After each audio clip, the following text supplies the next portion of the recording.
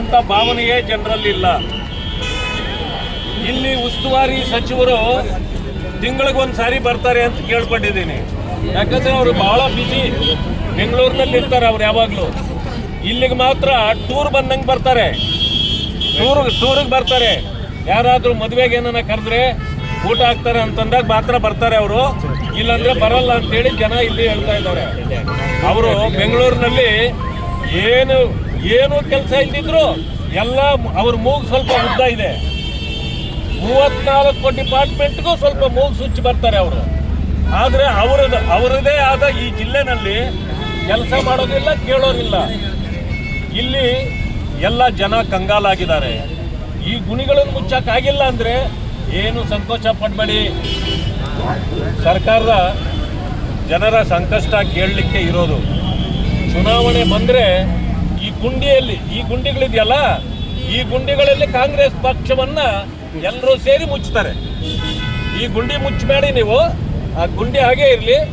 ಕಾಂಗ್ರೆಸ್ ಪಕ್ಷ ಮುಂದಿನ ಚುನಾವಣೆಗೆ ಬಂದರೆ ನಮ್ಮ ಜನ ಆ ಗುಂಡಿಯಲ್ಲಿ ನಿಮ್ಮ ಪಕ್ಷವನ್ನು ಮುಚ್ಚುತ್ತಾರೆ ಅಂತಕ್ಕಂಥ ಮಾತನ್ನು ನಾನು ಹೇಳಲಿಕ್ಕೆ ಬಯಸ್ತೇನೆ. ನಾಳೆ ಇಲ್ಲಿ ಸಚಿವ ಸಂಪುಟ ನಡೀತದೆ ಅಂತ ಕೇಳ್ಪಟ್ಟೆ. ಏನಕ್ಕೆ ನಾನು ಸಚಿವ ಸಂಪುಟ ನಡೀಬೇಕಿಲ್ಲಿ? ಕಲ್ಯಾಣ ಕರ್ನಾಟಕದ ಕಥೆಗಳು ನಿಮಗೆ ಗೊತ್ತಿದೆಯಾ? ಸಮಸ್ಯೆಗಳು ನಿಮ್ಗೆ ಅರಿವಿದೆಯಾ? ಇತ್ತೀಚೆಗೆ ಹೆಚ್ಚು ಮಳೆ ಬಂದು ರೈತರ ಎಲ್ಲ ಬೆಳೆ ನಾಶ ಆಗಿದೆ. ಅದನ್ನು ₹1 ಕೊಡಲಿಕ್ಕೆ ನಿಮ್ಮಲ್ಲಿ ಖಜಾನೆಯಲ್ಲಿ ಹಣ ಇಲ್ಲ. ದಲಿತರ ಹಣವನ್ನು ಲೂಟಿ ಮಾಡಿದ್ದೀರಿ. ಇಂಥ ಪರಿಸ್ಥಿತಿ ಇದೆ. ನೀವು ಬಂದು ಮಾಡುವಂಥದ್ದೇನಿದೆ ಅಂದರೆ ಕಾಂಗ್ರೆಸ್ಸಿನ ನಾಟಕ ಪ್ರಾರಂಭ ಆಗಿದೆ. ಈ ನಾಟಕ ಕಂಪನಿ ನಾಳೆ ಗುಲ್ಬರ್ಗಕ್ಕೆ ಬರ್ತಾರೆ, ಆರಾಮಾಗಿ ಇಲ್ಲಿ ಕುತ್ಕೊಳ್ತಾರೆ, ಒಂದು ಮೀಟಿಂಗ್ ಮಾಡ್ತಾರೆ. ಇಲ್ಲಿಂದ ಏನೋ ಒಂದು ಇಲ್ಲಿನ ಸಚಿವರು ಒಂದು ಹೇಳ್ತಾ ಇದ್ರು, ಏನು ಕಿಸ್ಮಿಸ್ ತಿನ್ನಕ್ಕೆ ಬರ್ತೀರಾ ಕಿಸ್ಮಿಸ್ ಅಂತ ಭಾಳ ಸಾರಿ ಹೇಳಿದ್ರು. ಆ ಮಾತು ಕೇಳಿಸಿತ್ತು ನನಗೆ, ಜ್ಞಾಪಕ ಇದೆ. ಅಂದರೆ ಈಗ ಸಿದ್ದರಾಮಯ್ಯನವ್ರು ಕ್ಯಾಬಿನೆಟ್ ಇಲ್ಲಿ ಮಾಡ್ತಾರಲ್ಲ, ಇವರೇನು ಕಿಸ್ಮಿಸ್ ತಿನ್ನಕ ಬರೋದು ಇಲ್ಲ ಸಮಸ್ಯೆ ಕೇಳಕ್ಕೆ ಬರ್ತಾರ? ಇದನ್ನ ಸ್ಪಷ್ಟಪಡಿಸಿ. ಇಲ್ಲಿ ಬೇಕಾದಷ್ಟು ಸಮಸ್ಯೆಗಳಿದೆ. ಇವತ್ತು ನೋಡಿದೆ ಆಳಂದ್ ಒಂದೇ ಕಡೆ 3 ಜನ ಮರಣರಾಗಿದೆ, ಕೇಳೋರಿಲ್ಲ. 2 ಹೆಣ್ಣು ಮಕ್ಕಳನ್ನ ಅತ್ಯಾಚಾರ ಮಾಡಿ ಮರಣರಾಗಿದೆ, ಇವತ್ತಿಗೆ FIR ಆಗ್ತಾ ಇಲ್ಲ. ಆಯ್ತಾ?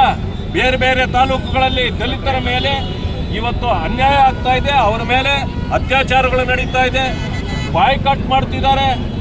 ಇದೇ ಪಕ್ಕದ ಯಾದಗಿರಿನಲ್ಲಿ ಒಬ್ಬ ಪೊಲೀಸ್ ಇನ್ಸ್ಪೆಕ್ಟರ್ ತೀರ್ಕೊಂಡು ಹೋಗಿದ್ದಾರೆ.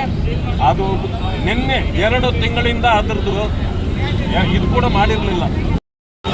ಇವತ್ತು ನಾವು ಹೇಳ್ತಕ್ಕಂಥದ್ದು ಈಗಾಗಲೇ ಅನೇಕ ದಿನಗಳೆಲ್ಲ ಮಳೆ ಬಂದು ಕೂಡ ರಸ್ತೆಗಳು ಅನೇಕರು ಕೂಡ ಎಲ್ಲ ಒತ್ತುವರಿ ಮಂತ್ರಿಗಳು ಕೂಡ ಎಲ್ಲಿ ಬರ್ತಾ ಇಲ್ಲ, ಯಾವುದು ಕೂಡ ಇನ್ಸ್ಪೆಕ್ಷನ್ ಮಾಡ್ತಾ ಇಲ್ಲ.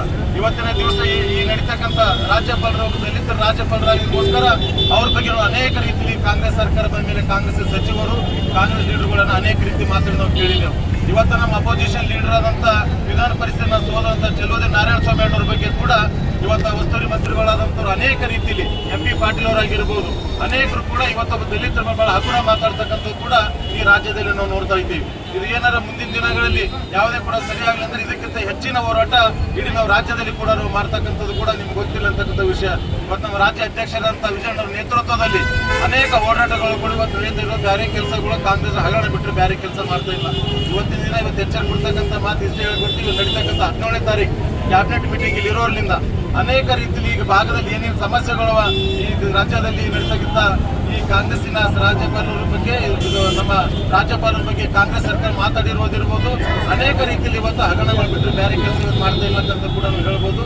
ಇವತ್ತಿನ ದಿವಸ ಅನೇಕರು ಕೂಡ ಈ ಕಾರ್ಯಕ್ರಮ ಕೂಡ ಭಾಗವಹಿಸಿದರೆ ನಮ್ಮೆಲ್ಲರಿಗೂ ಕೂಡ ನಾನು ಸಲ್ಲಿಸಿ ನನ್ನ ಮಾತು ಮುಗಿಸಿದ್ದೆ. ಎಲ್ಲರಿಗೂ ನಮಸ್ಕಾರ. ಇವತ್ತು ನಾವು ಹೇಳ್ತಕ್ಕಂಥದ್ದು ಈಗಾಗಲೇ ಅನೇಕ ದಿನಗಳೆಲ್ಲ ಮಳೆ ಬಂದು ಕೂಡ ರಸ್ತೆಗಳು ಅನೇಕರು ಕೂಡ ಎಲ್ಲ ಒತ್ತುವರಿ ಮಂತ್ರಿಗಳು ಕೂಡ ಎಲ್ಲಿ ಬರ್ತಾ ಇಲ್ಲ, ಯಾವುದು ಕೂಡ ಇನ್ಸ್ಪೆಕ್ಷನ್ ಮಾಡ್ತಾ ಇಲ್ಲ. ಇವತ್ತಿನ ದಿವಸ ಈ ನಡೀತಕ್ಕಂಥ ರಾಜ್ಯಪಾಲರು ದಲಿತರ ರಾಜ್ಯಪಾಲರಾಗಿಗೋಸ್ಕರ ಅವ್ರ ಬಗ್ಗೆ ಅನೇಕ ರೀತಿಯಲ್ಲಿ ಕಾಂಗ್ರೆಸ್ ಸರ್ಕಾರದ ಮೇಲೆ ಕಾಂಗ್ರೆಸ್ ಸಚಿವರು ಕಾಂಗ್ರೆಸ್ ಲೀಡರ್ಗಳನ್ನು ಅನೇಕ ರೀತಿ ಮಾತಾಡಿ ನಾವು ಕೇಳಿದೆವು.